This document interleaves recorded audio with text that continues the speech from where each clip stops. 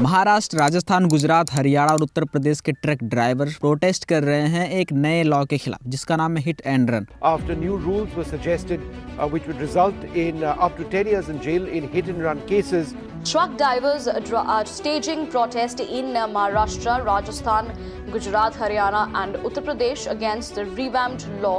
Truck drivers ने road को truck से जाम कर दिया है बिल्कुल, जिसकी वजह से कोई भी सामान एक जगह से दूसरी जगह पर नहीं पहुंच रहा है, जिससे लोगों की जरूरतें पूरी नहीं हो पा रही है। इस प्रोटेस्ट के चलते लोगों को लग रहा है कि जो प्रोटेस्ट चल रहा है इसकी वजह से पेट्रोल बहुत महंगे हो जाएंगे, क्योंकि पेट्रोल पंप पर जो पेट्रोल आता है वो भी ट्रक से ही आता है। इसकी वजह से लोग अपने टैंक भरने या फिर एक्स्ट्रा फ्यूल के लिए पेट्रोल पंप पर जा रहे हैं और इसका असर भी देखने को मिला है। न्यूज एजेंसी पीटीआई के अकॉर्डिंग लगभग 2000 पेट्रोल पंपों ज्यादातर वेस्टर्न इंडिया और नॉर्दर्न इंडिया में फ्यूल स्टॉक खत्म हो चुका है, क्योंकि कुछ ट्रक एसोसिएशन का प्रोटेस्ट मंगलवार को दूसरे दिन में भी एंटर कर गया था, सिर्फ एक लॉ की वजह से जिसका नाम है हिट एंड रन लॉ। इसको समझना बहुत ही आसान है। अगर आप ट्रक चला रहे हो, आप किसी का एक्सीडेंट करते हो, उसकी डेथ हो जाती है तो आपको 10 साल की जेल हो सकती है और जुर्माना भी भरना पड़ सकता है। और यही आप भी समझ रहे होंगे, लेकिन ऐसा नहीं है। अगर आप किसी का एक्सीडेंट करते हो और उसकी मदद करने के बजाय आप वहां से भाग जाते हो और अनफॉर्चुनेटली उसकी मौत हो जाती है, तो ये भारतीय न्याय संहिता में हिट एंड रन क्राइम की कैटेगरी में आता है। मतलब आपने सामने वाले को हिट किया और भाग गया वहां से। इस केस में आपको 10 साल तक की जेल हो सकती है और 7 लाख तक का जुर्माना भी लग सकता है। यहाँ पर मुझे भारतीय न्याय संहिता से याद आया कि इंडिया का एक जो क्रिमिनल लॉ है वो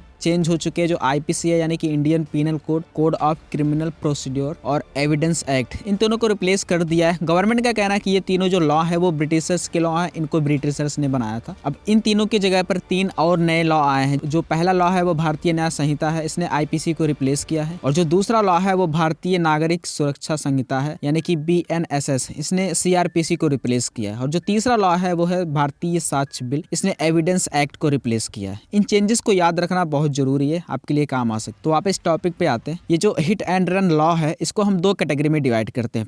पहले केस में अगर कोई लापरवाही और जल्दबाजी की वजह से किसी का एक्सीडेंट करता है और उसकी मौके पर ही मौत हो जाती है, हालांकि वो उसको जानबूझकर नहीं मारना चाहता था, लेकिन अनफॉर्चुनेटली वो मर जाता है और ड्राइवर जो है वो वहां से भाग जाता है, तो ऐसे केस में उसको 10 साल तक की सजा होगी और 7 लाख तक का जुर्माना उसको देना पड़ सकता है, क्योंकि ये हिट एंड रन की कैटेगरी में आता है। वहीं दूसरी तरफ अगर कोई किसी का एक्सीडेंट करता है लापरवाही से ही सही, लेकिन वो वहां से भागता नहीं है और खुद ही पुलिस को या फिर किसी बड़े अधिकारी को इन्फॉर्म करता है यानी कि सरेंडर कर देता है, तो उसको 5 साल की सजा हो सकती है सिर्फ। लेकिन पहले ऐसा नहीं था। पहले जब ब्रिटिशर्स रूल था तो आईपीसी आया था, आईपीसी सेक्शन 304A के तहत, जिसमें आपने अनजाने से या फिर लापरवाही से किसी का एक्सीडेंट किया है जहां पर भारी नुकसान हुआ, जैसे किसी की मौत हो जाती है, तो उस केस में आपको सिर्फ 2 साल की सजा मिलती है और जुर्माना भी बहुत कम था और आपको आसानी से बेल भी मिल जाता था। लेकिन ये जो नया लॉ आया है हिट एंड रन, ये अभी लागू नहीं हुआ है, इसको होल्ड पर रखा गया।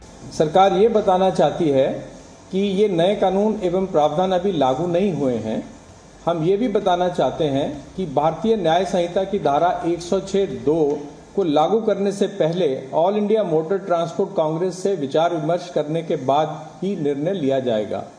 हम all India motor transport Congress तथा सभी वाहन चालकों से अपील करते हैं कि आप अपने अपने कामों पर वापस लौट आएं।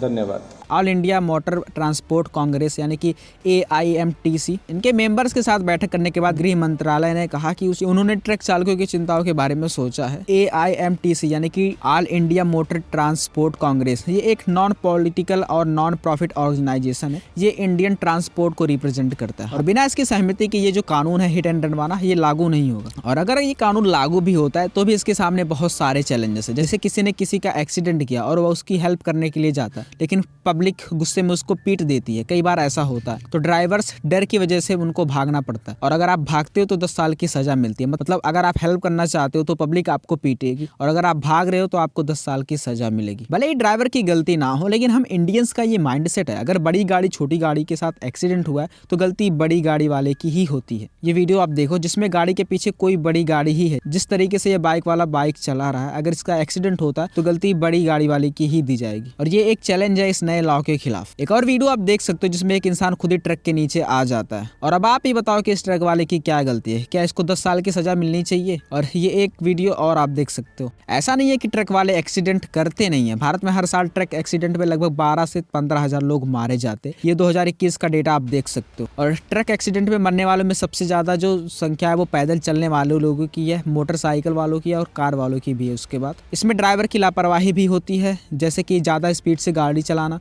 नशे में गाड़ी चलाना या फिर नींद में गाड़ी चलाना। कई बार सड़क खराब होता है उसकी वजह से, मौसम भी खराब होता है उसकी वजह से, और कई बार जो ट्रक होता है, जो बड़ी गाड़ी होती है, उसमें कोई टेक्निकल इशू आता है उसकी वजह से। इसमें गवर्नमेंट को कुछ बड़ा स्टेप लेना चाहिए जिससे ड्राइवर नशे में गाड़ी ना चलाने पाए। और सबसे बड़ी बात यह है कि एक्सीडेंट के बाद गलती किसकी है पहले ये डिसाइड करना होगा, क्योंकि भले ही एक्सीडेंट करने के बाद ड्राइवर भाग रहा हो, ऐसा नहीं है कि वो पकड़ा नहीं जाएगा, क्योंकि उसको भी पता है अगर वो रुका तो पब्लिक उसको पीट देगी। ऐसा नहीं होना चाहिए कि भले ही ड्राइवर नशे की हालत में गाड़ी चला रहा हो और एक्सीडेंट के बाद वो पुलिस स्टेशन में जाके सरेंडर करता है तो उसकी सजा माफ करके 5 साल कर दी जाती है। ऐसा नहीं होना चाहिए। जो गलती करता है, जिसकी गलती है, सजा उसी को मिलनी चाहिए। आपको क्या लगता है ये लॉ सही है कि नहीं सही है? और आप दूसरे लोगों को भी शेयर कर सकते हो इस वीडियो को, जिससे उनको भी थोड़ा सा नॉलेज मिले। यही था आज की वीडियो में, मिलते हैं किसी और वीडियो के साथ।